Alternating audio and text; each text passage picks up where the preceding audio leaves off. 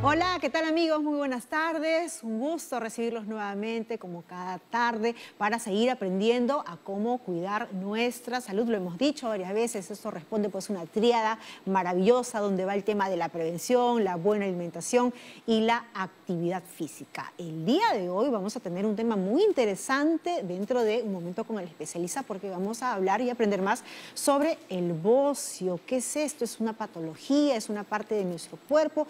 ¿Qué tanto tiene que ver con el tema de tiroides o el sistema linfático? Es verdad, si es que empieza pues de repente a engrosarse en nuestro cuello. Todo eso lo vamos a aprender el día de hoy con un especialista que ha venido a visitarnos y vamos a presentar rápidamente así nuestro momento con el especialista.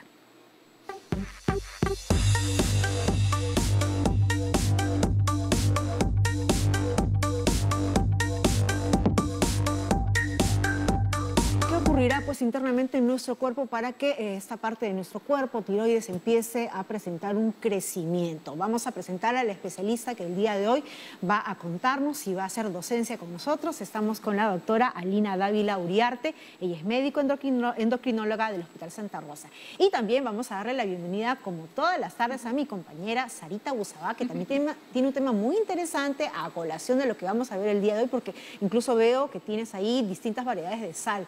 Sarita, bienvenida. Gracias, Jenny. Así es, bienvenida, doctora, también. Y por supuesto, aquí estamos listos para mostrarles más adelante cuáles son las diferencias entre la sal de mesa, la sal marina y la sal de maras. Así que no se lo pierdan, que espero que les encante, no solo que les guste. Claro que sí. Y bueno, también vamos a preguntar qué relación pues tiene la sal específicamente con el tema de tiroides y con el tema del bocio. Una palabra incluso que parece que está en desuso, pero si es que de repente es una patología, una enfermedad, cuán frecuente o prevalente se hace en nuestra sociedad. Doctora, ¿cómo está? Bienvenida a Cuerpo Médico. Ay, muy contenta de estar acá con ustedes y poder compartir para los pacientes, para que estén informados de cuándo deben acudir a consulta y cuándo no. ¿Qué es el bocio? ¿Qué relación tiene con la sal? ¿Qué relación tiene con la tiroides, doctora? Es muy sencillo. El bocio es solo el crecimiento de la glándula tiroides, ¿ya? Solo nos dice eso. Ahora, las causas que van a producir bocio son muchas, ¿no?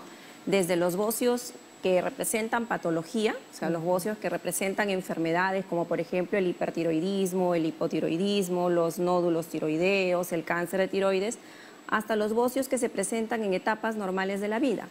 Por ejemplo, los adolescentes, en la etapa puberal incluso, desde los 8 hasta los 18 años, puede haber, por diversos factores que influyen en el crecimiento, puede haber crecimiento de la glándula tiroides, sin que signifique que hay una enfermedad, ¿no? En todo caso, esa discreción del médico. El médico tiene que evaluar y ver si este bocio es un bocio fisiológico o es un bocio puberal o está representando una patología para este puber. Y en este caso, sobre todo cuando se trata de un bocio puberal, de hecho, a veces uno descuida a la adolescencia y no los lleva a los controles pediátricos. Cuando existe bocio puberal, ¿uno puede notar que ha habido este crecimiento? En general, las personas sí se dan cuenta de su bocio de varias formas. Algunos, por ejemplo, los varones se dan cuenta al rasurarse, ¿no? Las mujeres a veces al maquillarse, al estar acomodándose las cadenitas, los collarcitos, ¿no? Y también muchas veces cuando estamos interactuando con la familia, con los amigos, no falta quien se percata, oye, mira, tu cuello está un poquito más crecido, ¿no? Entonces es el primer signo de alerta. Entonces la persona ya comienza a tratar de palparse, a buscar si es que encuentra algún tumorcito, porque lógicamente asusta el ver más crecida la glándula tiroides. Y eso es lo que motiva la consulta en endocrinología con respecto a tiroides.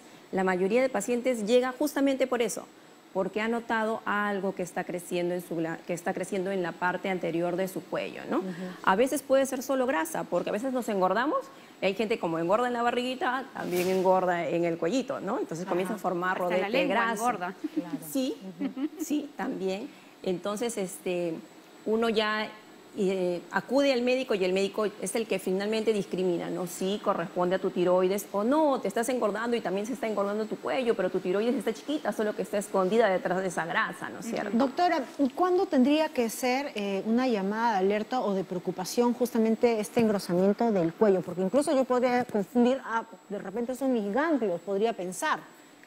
Uno se puede autoexaminar la tiroides no solo con la palpación, también mirando, se puede ponerse frente al espejo y tener un poquito de agua en la boca, ¿no? Estira el cuello y ve cómo pasa. Si es que se mueve el supuesto bulto que notamos, si se mueve, eso es glándula tiroides, ¿no? El que se moviliza durante la deglución, cuando pasamos los alimentos. Sarito, disculpa, ¿y esto es más sencillo para los varones que tienen esta llamada manzana de Adán o en las mujeres también normal? Lo que pasa es que la tiroides está justo debajo de la manzana de Adán, entonces es el punto de referencia que tenemos, ¿no es cierto? Los hombres la tienen más pronunciada, las mujeres la tienen menos pronunciada, pero todos la tenemos, ¿no es cierto? Entonces lo podemos tratar de palpar nuestra manzana de Adán y justo debajo encontramos la glándula tiroides, que es parecida a una mariposa. Y el tamaño de referencia que podemos usar así en forma práctica es ver la última falange de nuestro dedo. Si nosotros vemos la última falange de nuestro dedo, eso debe ser el tamaño de cada lóbulo de la tiroides, de cada ladito, porque es como una mariposa. Como una mariposita. Ajá, como una mariposa. Entonces, cada lado podemos comparar de esa manera. Y en el niño también nos sirve para comparar así, ¿no? Qué maravilloso este dato, excelente. Yo todos los días me voy a empezar a todos nos vemos ya colocándose el dedito, imagino que claro, arriba y ese también. puede ser el primer signo de alarma para acudir a consulta, ¿no? Para poder buscar la ayuda y ver qué está pasando, ¿no? Perfecto, tenemos una consulta. Así es, Guillermo nos está llamando desde Surco, doctor, a ver qué le puede decir. Guillermo, te escuchamos. ¿Qué tal? ¿Cómo está? Muy buenos días o buenas tardes en este caso. Sí, tengo una consulta, una triste consulta en cierta forma. Mi esposa sufre de la tiroides. Ella se operó de muy pequeña, bueno, adolescente, de la hipotiroidea. Y en ese tiempo, cuando nos hemos casado hace más de 6 años, hemos hecho un chequeo completo y siempre resultaba una pérdida de memoria a mi esposa. Hemos ido a un neurólogo, no tiene ni siquiera nada en el cerebro ni nada por el estilo. Y se nos ocurrió en este caso, nos falta solamente la tiroides. Y efectivamente tiene un tumor. Y ese tumor ha originado de que produzca, según lo que nos dijo los médicos, una falta de vitamina, que era la vitamina B12. Y hormonas en las cuales no podía tener el control en ese momento de acordarse de lo que había hecho hace unas 4 o 5 horas atrás. Y esto era muy frecuente. Entonces, y el tumor mide 10 centímetros. Y la pérdida de memoria justamente estaba en eso. Dígame si la vitamina B12 o en qué tipo de vitaminas puede tomar para contrarrestar este tipo de síntomas o escenarios de olvidos, de falta de memoria, porque a veces no me reconocía mi mujer. Y llorábamos juntos, ¿no? Porque es muy triste saber de que yo creyendo que, y por mi ignorancia creyendo que era pues Alzheimer, y no lo es, ¿no? Claro. Y muy peligroso era la operación, no sé hasta qué punto se puede operar. No hemos ido por esta pandemia a chequearnos nuevamente, pero sí vamos a irnos ya pronto porque ya tenemos las 2 vacunas. Claro. Y queremos saber, por favor, cuál es el comentario de lo que acabo yo de expresar. Claro. Totalmente, con todo gusto, Guillermo. Gracias por compartir esta sensibilidad que estás pasando en tu hogar y que tantas familias lo pueden estar pasando. Y sí, a veces el diagnóstico tarda un poquito en llegar, pero cuando llega hay muchas cosas que se pueden hacer. Así que ánimo, porque aquí la doctora les va a dar las pautas que ustedes necesitan para tener una orientación más clara, doctora. Varias cosas que rescatar de esta llamada, ¿no? Uno es que lo que hemos visto es que por la pandemia, por el temor a exponerse al virus, muchos pacientes con enfermedades tiroideas no han estado haciendo seguimiento.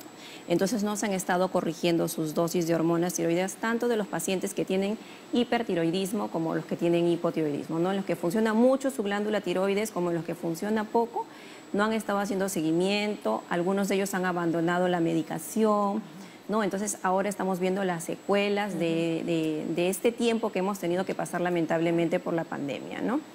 Ahora, hay enfermedades tiroideas como el hipotiroidismo autoinmune, ¿no? Que no van solas, van asociadas a veces a deficiencias de vitaminas porque se alteran áreas del tubo digestivo como el estómago que afectan la absorción de la vitamina. Entonces, por más que el paciente reciba suplementos vía oral o trate de incorporar en su dieta la vitamina que se está faltando, no lo logra, porque hay una alteración, como dijimos, de la absorción. En esos casos es ideal ya el uso de vitaminas, pero ya en forma parenteral. O inyectables. ¿No es cierto? Inyectables, a lo que me refiero es en inyectables, ¿no es cierto? Ahora, sobre la cirugía que mencionaba... sobre la cirugía, la operación. Mencionaba que una cirugía asociada a un tumor. Claro, si es que era factible o no. El problema está en la tiroides, ¿no? Tiene un tumor al parecer. El tumor ahí. en la tiroides, bueno, los tumores de 10 tiroides centímetros. tienen que 10 centímetros ya necesita cirugía. Previamente se hacen los estudios, tanto ecográficos como se hace la biopsia para ver si corresponde a un tumor maligno o no, pero igual por el tumor, por el tamaño del tumor, los síntomas de compresión que tiene sí obligan a un tratamiento quirúrgico independiente del resultado que salga en la biopsia, ¿no? Doctora, tal vez rescatar también que esta deficiencia de B12 que está teniendo esta paciente también está asociada justamente a la pérdida de memoria, pero cuando esto se recupera, esa memoria también se recupera, que eso es importante tenerlo en cuenta. Es algo reversible, Así ¿no es cierto? Es algo reversible dando el tratamiento adecuado, ¿no es cierto? Perfecto, entonces ahí está la orientación. ¿Qué le parece, doctora? Vamos con otra consulta a través de redes sociales, vamos a leérsela rápidamente. Ahí está en pantalla, Romina Méndez le pregunta, ¿es posible prevenir el bocio? ¿Tiene que ver con un aspecto genético, es hereditario? Esa es una muy buena pregunta también, doctora. ¿Es posible prevenir el bocio? Sí es posible prevenir el bocio. De hecho, hace muchos años el bocio endémico, o sea, el bocio por deficiencia de yodo, era un problema muy serio en varios países, incluso en el nuestro. Ya hace varios años, más de 30 años, que en el país, país comenzó ya políticas más intensas para dar los suplementos de yodo para evitar el bocio endémico, que era común verlo en zonas de nuestro país, sobre todo en zonas de altura. ¿No? Ahora tenemos la sal yodada, que está prácticamente en todo nuestro país, ¿no? Y en Lima estamos básicamente protegidos porque estamos frente al mar, ¿no? Nuestros suelos tienen yodo, consumimos pescados, consumimos mariscos, consumimos sal yodada. Entonces, prevenir el yodo en ese caso es yodar los alimentos, ¿no? Dar un aporte adecuado de yodo a las personas. ¿Y es hereditario, doctora, genético? Hay enfermedades tiroideas que sí son hereditarias. Las enfermedades autoinmunes, como por ejemplo el hipotiroidismo, el hipertiroidismo, sí tienen una alta tendencia familiar. No es que todos los hijos están condenados si un familiar tiene una enfermedad tiroidea, hipo o hipertiroidismo, a tener esta enfermedad ellos también. Pero sí hay que estar alertas, ¿no? Por ejemplo, si es un niño, ¿cómo nos damos cuenta si tiene un hipotiroidismo? Porque también no porque yo soy hipertiroidea o hipotiroidea le voy a hacer exámenes todos los años a mi hijo, ¿no? Yo me doy cuenta, por ejemplo, porque es un niño que no está creciendo adecuadamente en sus controles que tiene que hacer con el pediatra para su crecimiento, para su desarrollo, no se ve que su curva de crecimiento sea adecuada, ¿no? Sino se va estancando en su crecimiento. Es un niño que antes era juguetón, alegre, y luego lo vemos que quiere estar acostado, que no quiere jugar, que está con poca actividad, ¿no es cierto? O en su rendimiento en el colegio. Era un niño de rendimiento promedio y luego lo vemos que comienza a caer en su rendimiento. Entonces, son signos que deben prender nuestra alarma, ¿no? Tenemos que ir a buscar ayuda. Nódulos de tiroides, eso sí podría ser hereditario. Si mi mamá tuvo nódulos tiroides, ¿yo podría o tendría que ya siempre hacerme un chequeo porque es un factor de riesgo? O sea, el chequeo siempre no debería ser, ¿no es cierto? Si yo palpo un nódulo, podría palparlo a partir de 1 centímetro. Ahora, lo que también es cierto que ahora con la ayuda de la ecografía podemos detectar nódulos aún más chiquitos. Ahora, si hay enfermedades tiroideas como cáncer de tiroides, por ejemplo, hay cánceres de tiroides que son poco frecuentes, que sí están asociados a la familia, ¿no? Viene la abuelita, las tías, entonces, pero esos son los menos frecuentes en realidad. Doctora, seguimos con más consultas desde nuestras redes sociales. En Twitter nos están dejando un mensaje, vamos a leerlo inmediatamente. Yesenia nos dice, ¿tiene alguna relación el bocio con la fertilidad? El bocio, como le dijimos, es en general el crecimiento de la glándula tiroides, ¿no? Si el bocio se debe a un hipotiroidismo, sí puede estar relacionada con la fertilidad, ¿no es cierto? Además puede llevar a un aumento de una hormona que se llama la prolactina, que también puede afectar la fertilidad. Entonces, en general, la función tiroidea sí tiene mucho que ver con la fertilidad y también con el pronóstico del bebé. Para que una mujer salga gestando, incluso para que lleve una gestación adecuada, debe tener niveles hormonales, digamos, perfectos, para que el desarrollo neuronal del producto del bebé sea bueno, ¿no es cierto? No tenga problemas en el futuro. ¿Hay medicinas que pudieran causar un bocio o alteraciones en la función de la tiroides? Claro, hay medicamentos que alteran la función de la tiroides. En cardiología tenemos medicamentos como la miodarona, por ejemplo, ¿no? Que se da en pacientes que tienen arritmias. ¿Ya? Después tenemos el metimazol, el tiamazol, el propiltiuracilo, que bueno, no tenemos en nuestro país. O sea, sí hay medicamento, el litio que se usa en los pacientes que tienen enfermedades psiquiátricas, ¿no es cierto? Entonces, en ellos sí hay que tener alerta para poder identificar si hay algún problema tiroideo asociado. ¿Y hay alguna manera de prevenir enfermedades con nuestra tiroides, de afectarla o de repente sacarse como estos exámenes periódicos de sangre? ¿Algún tipo de chequeo preventivo? A ver, empezamos con lo básico, ¿no? La dieta saludable, ¿no? Claro, si uno tiene un antecedente familiar de enfermedad tiroidea y podría tener el riesgo, como lo dijimos, no está condenado a tener enfermedad tiroidea, ¿no es cierto? Pero si llevamos hábitos de vida saludables, entonces es menos probable que lo desarrolle. Hacerse exámenes periódicos no está recomendado, salvo que uno comience a hacer características clínicas tanto de hiper como de hipotiroidismo. O sea, digamos que no hay necesidad como uno llega a los 50 o 45 años que uno tendría que... No, salvo que tenga síntomas. Claro. Lo que sí se debe hacer es el autoexamen. Así como hacemos autoexamen de mama, podemos hacer autoexamen de nuestra tiroides, ¿no? Porque la tenemos fácil de palpar, ¿no? A la mano. Ahora, nos estuvo hablando también de algunos síntomas que podrían ser característicos en un menor, ¿no? Por ejemplo, un niño que está sin muchas ganas de hacer cosas. Pero, ¿qué ocurre en el adulto? Por ejemplo, me pregunto si la caída del cabello, la función intestinal u otras cosas podrían estar afectadas también. Sí, claro que sí. Cuando la glándula tiroides funciona un poco, que es lo más frecuente, el paciente tiene alteración de varios órganos, ¿no es cierto? Comienza a ponerse lento para pensar, ¿no? De repente es una persona, ¿cómo me doy cuenta? A veces voy al mercado, voy a hacer una compra, voy a hacer el pago y luego me quedo pensando mi vuelto. Y yo antes lo sacaba rapidito, ¿no es cierto? Entonces me comienzo a poner más lenta para pensar. El cabello comienza a caerse, la piel se pone seca, el corazón va más lentito. Claro. Hacemos lo que se llama bradicardia. La persona que no era estreñida se vuelve estreñida y la que era estreñida se hace más estreñida, ¿no? Entonces comienza a dar cambios también del ritmo intestinal, la piel se pone seca, se descama incluso, se puede descamar, la voz se pone un poco ronca, la lengua se puede hinchar un poquito también. Entonces ahí nos damos cuenta que la glándula está yendo muy flojita, que está yendo muy lenta. Al revés, cuando el paciente, ¿cómo se da cuenta que su glándula está funcionando mucho? En que todo va rápido, ¿no es cierto? El paciente comienza a tener taquicardia, pero no las taquicardias que tiene un ratito y luego ya no, sino siempre está con su frecuencia cardíaca alta, ¿no es cierto?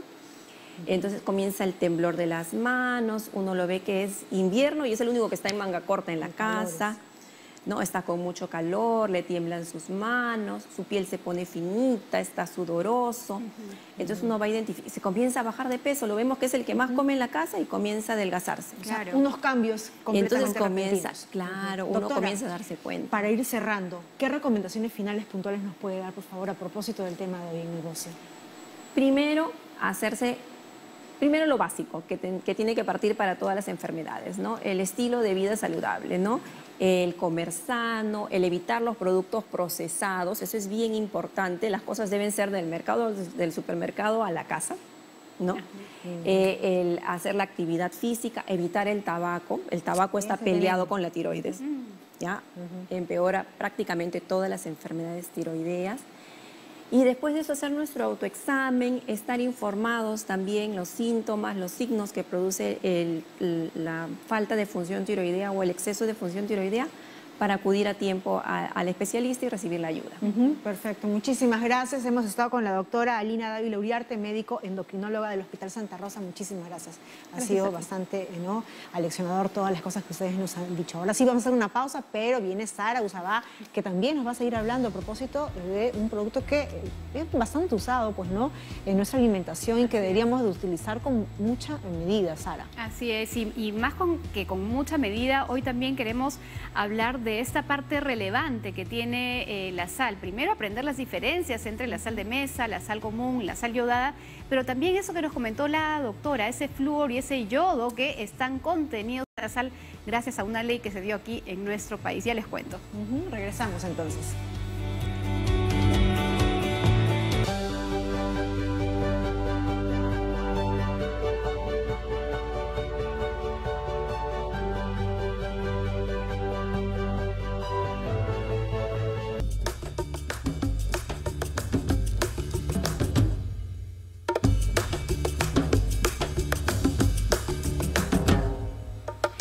Amigos, la sal es parte de la vida. De hecho, nuestro cuerpo necesita sal para poder sobrevivir, así como también necesita agua y otros electrolitos.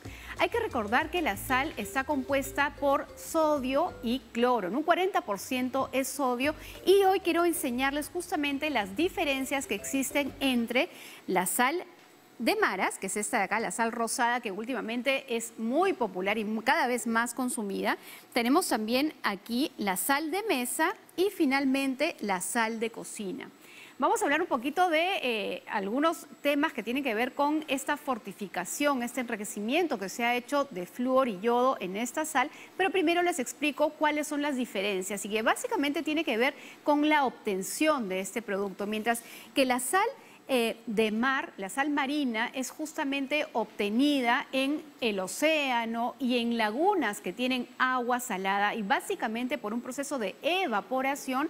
Es así que se obtiene de una forma totalmente natural, mientras que la sal de mesa pasa por el mismo proceso, pero se obtiene del agua salada subterránea y pasa nuevamente por un proceso de evaporación.